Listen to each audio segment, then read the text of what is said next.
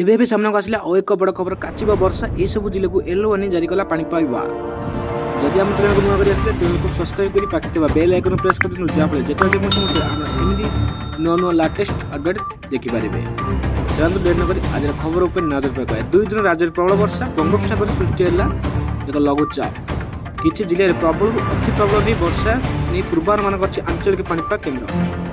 2 ଦିନ ରାଜ୍ୟରେ ପ୍ରବଳ ବର୍ଷା, ବଙ୍ଗୋପସାଗରରେ ଲଘୁଚାପ ସୃଷ୍ଟି ହୋଇଥିବା ବେଳେ କିଛି ଜିଲ୍ଲାରେ ପ୍ରବଳରୁ ଅତି ପ୍ରବଳ ବର୍ଷା ନେଇ ପୂର୍ବାନୁମାନ କରିଛି ଆଞ୍ଚଳିକ ପାଣିପାଗ କେନ୍ଦ୍ର। ଆଜି ପାଇଁ 9 ଜିଲ୍ଲାକୁ ୟେଲୋ ୱାର୍ଣ୍ଣିଂ ଜାରି କରିଛି ପାଣିପାଗ କେନ୍ଦ୍ର। କେଉଁଝର, ମୟୂରଭଞ୍ଜ, ସୁନ୍ଦରଗଡ଼ ଜିଲ୍ଲାରେ ପ୍ରବଳରୁ ଅତି ପ୍ରବଳ ବର୍ଷା ହୋଇପାରେ। ସେହିପରି ବରଗଡ଼, ସମ୍ବଲପୁର, ଝାରସୁଗୁଡ଼ା, ଦେବଗଡ଼, ଅନୁଗୁଳ, ଢେଙ୍କାନାଳରେ ପ୍ରବଳ ବର୍ଷା ହେବା ନେଇ ପାଳନ କରାଯାଇଛି।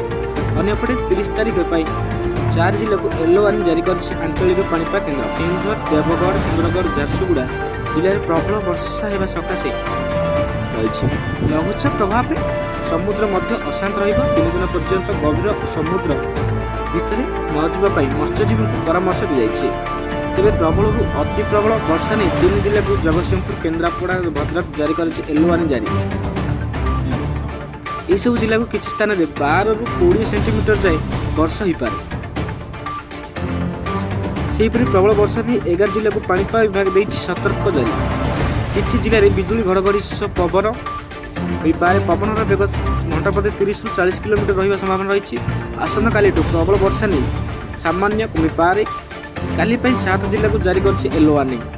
ତେବେ ମୌସୁମୀ ସିଜନରେ 6 ଜିଲ୍ଲାରେ ସ୍ୱାଭାବିକ ବର୍ଷା ହୋଇପାରେ ବେଳେ 24 ଜିଲ୍ଲାରେ ରେକର୍ଡ ରଖାଯାଇଛି।